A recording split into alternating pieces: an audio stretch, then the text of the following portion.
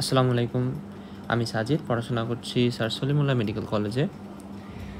এই ক্লাস থেকে আমি তোমাদেরকে সেল কেমিস্ট্রি পড়াবো অ্যান্ড মনে করিয়ে দেই এই ক্লাসগুলো হচ্ছে exclusively for English version students. তো আমরা শুরু করি। সেল কেমিস্ট্রিতে কি পড়ানো হয়? সেলুলার লেভেলে বিভিন্ন রকম কেমিক্যাল সাবস্ট্যান্সেস আছে। তার মধ্যে সবচেয়ে বেশি গুরুত্বপূর্ণ যে তিনটা, সেটা হচ্ছে carbohydrate, protein and lipid. So এদের স্ট্রাকচার, এরা কিভাবে তৈরি হয়, এদের মধ্যে কি থাকে, এদের ফাংশন কি ইত্যাদি সম্পর্কে আমরা জানব। সো কি বললাম? Carbohydrate,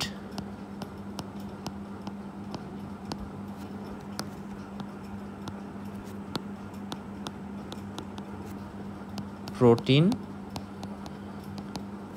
and lipid. তো আমরা শুরু করব কার্বোহাইড্রেট দিয়ে।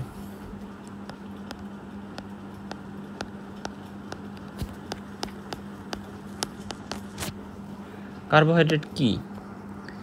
কার্বোহাইড্রেট শব্দটাকে আমরা যদি দুই ভাগে ভাগ করি, আমরা পাবো কার্বো এবং হাইড্রেট, এবং এটার নাম এসেছে হাইড্রেশন অফ কার্বন থেকে।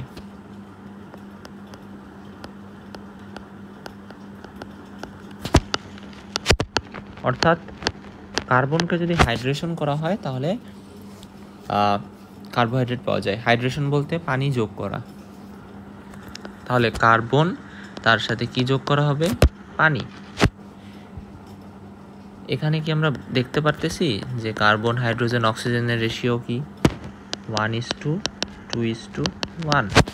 তাহলে ইনিশিয়ালি মনে করা হতো কার্বোহাইড্রেট, সকল কার্বোহাইড্রেটের কার্বন, হাইড্রোজেন, অক্সিজেন রেশিও 1:2:1 হবে আর কি, এবং সেখান থেকে কার্বোহাইড্রেটের সংজ্ঞা বা কার্বোহাইড্রেট সম্পর্কে ধারণা পাওয়া যেত। পরবর্তীতে দেখা গেল কিছু কার্বোহাইড্রেট আছে যারা এই রেশিও ফলো করে না।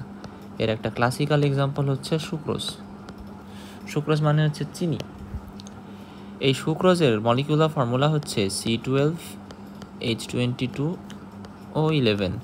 অর্থাৎ এটা যদিও কার্বোহাইড্রেট, কিন্তু তার কার্বন, হাইড্রোজেন, অক্সিজেনের যে রেশিও সেটা হচ্ছে 12:22:11। বাট এটা কিন্তু কার্বোহাইড্রেট। আবার মিথানল, অ্যাসিটিক অ্যাসিড, এই দুইটা সাবস্ট্যান্সের দিকে আমরা যদি একটু ভালোভাবে লক্ষ্য করি, এই দুইটা ক্ষেত্রেই কার্বন, হাইড্রোজেন, অক্সিজেন রেশিও কিন্তু 1:2:1। But they are not carbohydrate. এই দুইটা কিন্তু কার্বোহাইড্রেট না। তাহলে কার্বোহাইড্রেটের সংজ্ঞা বা কার্বোহাইড্রেট সম্পর্কে স্পেসিফিক ধারণা কি আমরা রেশিও দিয়ে বুঝতে পারি? অ্যাকচুয়ালি না। তাহলে কার্বোহাইড্রেটের সম্পর্কে আমরা একদম পারফেক্ট ধারণাটা কেমনে পাবো? সেটা জানতে হলে আমাদের 3টা পয়েন্ট জানতে হবে। 1 নম্বর পয়েন্ট সেটা হচ্ছে কার্বোহাইড্রেট হবে অ্যালডিহাইড বা ketone derivative. Aldehyde or ketone derivative. অর্থাৎ এখানে CHO গ্রুপ থাকবে অথবা CO গ্রুপ থাকবে। কিটোন গ্রুপ বা অ্যালডিহাইডের যে CHO গ্রুপ, এই গ্রুপটা থাকবে। যদি অ্যালডিহাইডের CHO গ্রুপ থাকে, সেই সুগারটার নাম হবে অ্যালডোস সুগার। যদি কিটোনের CO গ্রুপ থাকে, তাহলে সেটার নাম হবে হচ্ছে কিটোস সুগার। 2 নম্বর পয়েন্ট, এটা একটা পলিহাইড্রক্সি কম্পাউন্ড হবে। অর্থাৎ কার্বোহাইড্রেটে অনেকগুলো OH গ্রুপ থাকবে। অনেকগুলো OH গ্রুপ থাকবে। OH বলতে বোঝাচ্ছি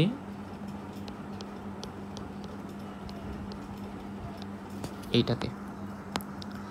এই দুইটা পয়েন্ট যদি ভালোভাবে মাথায় রাখো, তাহলে সংজ্ঞা মুখস্থ হয়ে যাবে। আরেকটা পয়েন্ট যেটা স্ট্রাকচার যখন শিখবে তখন লাগবে, সেটা এখনই বলে দেই। সেটা হলো ইচ কার্বন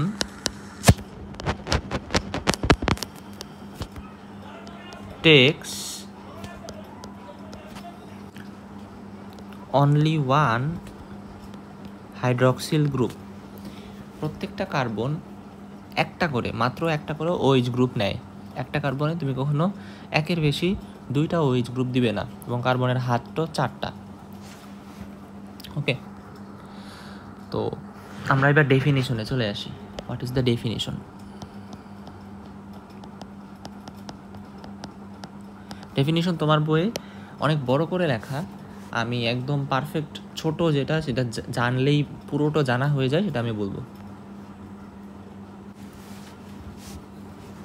কার্বোহাইড্রেট হলো polyhydroxy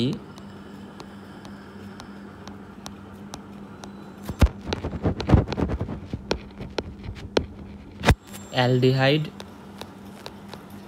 or ketone or their derivative।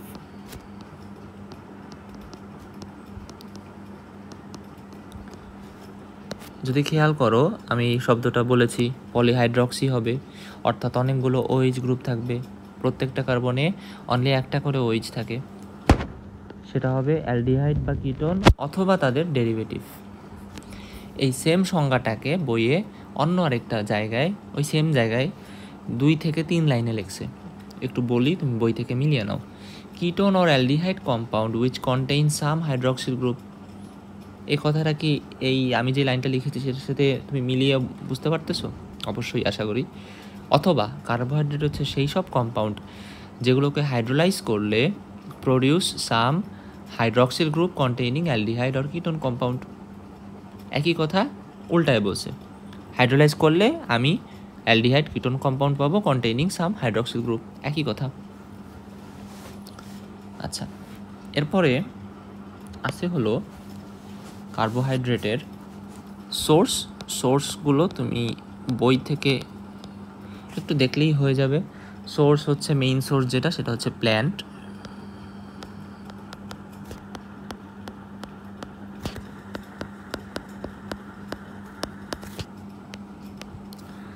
এছাড়া হচ্ছে higher class animal contains few amount of carbohydrate in the body. Higher class অ্যানিম্যালের বডিতে ফিউ কার্বোহাইড্রেট থাকে। ওকে, এখানে একটা কথা বলে রাখি, প্ল্যান্টে কার্বোহাইড্রেট স্টোর থাকে অ্যাজ স্টার্চ, আর অ্যানিম্যালে কার্বোহাইড্রেট স্টোর থাকে অ্যাজ গ্লাইকোজেন। ওকে, সো এইটা খুব ভালোভাবে মাথায় রাখবা। তাহলে প্ল্যান্টে কী হিসেবে স্টোর থাকে? স্টার্চ হিসেবে। আর অ্যানিম্যালে কী হিসেবে স্টোর থাকে? গ্লাইকোজেন হিসেবে। এবং এই দুইটাই হচ্ছে পলিস্যাকারাইড। আমরা এটা সামনেই নেক্সট ক্লাসে ডিটেইলসে পড়ব। নেক্সট চলে আসি ফিচার বা ক্যারেক্টারিস্টিক।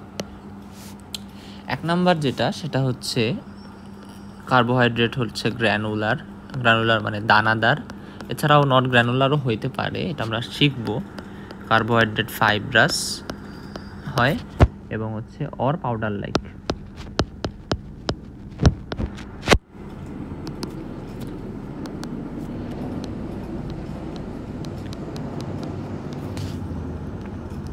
এছাড়া হচ্ছে এরা টেস্ট লেসও হইতে পারে, অর সুইটও হইতে পারে, মিষ্টিও হইতে পারে। 3, এটাকে যদি হিট করা হয়, আমি কার্ব লিখলাম শর্টে, হিট করলে অ্যাশে কনভার্ট হয়। Mostly water insoluble.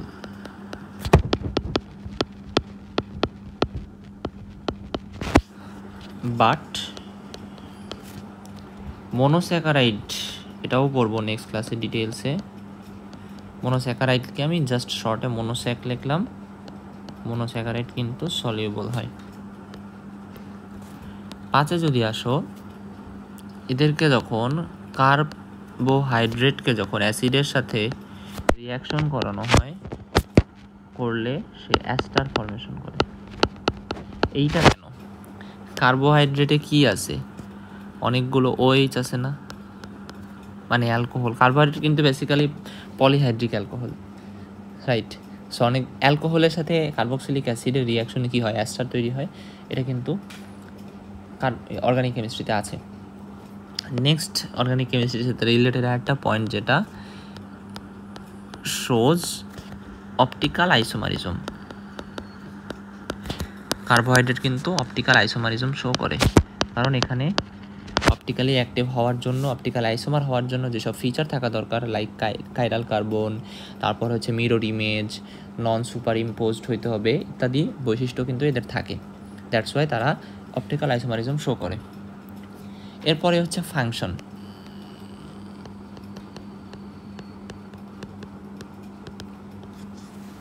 ফাংশনে অনেক কিছু আছে, আমরা ফাংশন সম্পর্কে বেশি কিছু জানবো না, এক দুইটা বলি। সেটা হচ্ছে কার্বোহাইড্রেট অবশ্যই সোর্স অফ এনার্জি, তবে মেইনলি আর কি মেইন সোর্স অফ এনার্জি তো আমরা জানি ফ্যাট থেকেই আসে।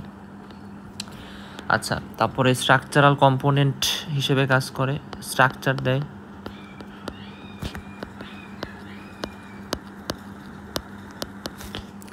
এরপরে হচ্ছে এটা স্ট্রাকচার কম্পোনেন্ট হিসেবে কাজ করে বোথ প্ল্যান্ট অ্যান্ড অ্যানিম্যাল, এটা মাথায় রাখতে হবে, প্ল্যান্ট অ্যান্ড অ্যানিম্যাল বডিতে।